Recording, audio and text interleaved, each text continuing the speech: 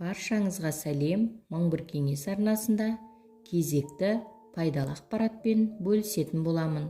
Суға қияр салып ішудің 7 пайдасы туралы білесіз бе? Онда осы кеңесті тыңдап көріңіз. Каналыма тіркеліп, қоңыраушаны басып, пікір қалдыруды ұмытпаңыз. Қиярдың да, судың да адамға өте пайдалы екенін бәріміз білеміз.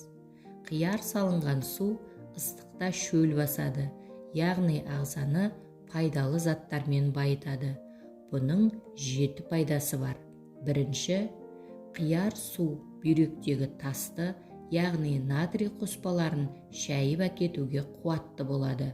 Соның арқасында қан қысымы реттеліп, жүректің жұмысы жақсарады. Екінші, сүйекті берік етеді.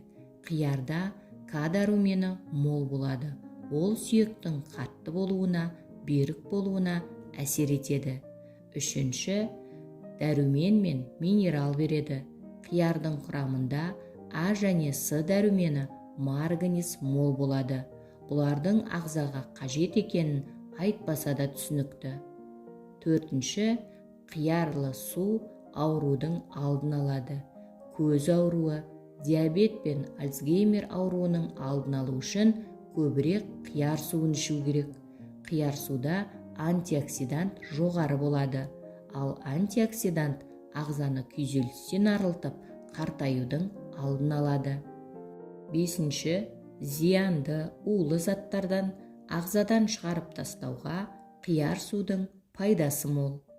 Алтыншы, қияр суы салмақ тастауға, аруға көмектеседі. Жетінші, бұлшық етке өте пайдалы. Қияр судың құрамындағы кремний бұлшық етке пайдалы қоректік зат бола алады. Бүгінгі пайдалы ақпаратым кәдеңізге жарасын. Каналыма тіркеліп, жүрекшені басып, пікір қалдыруды ұмытпаңыз.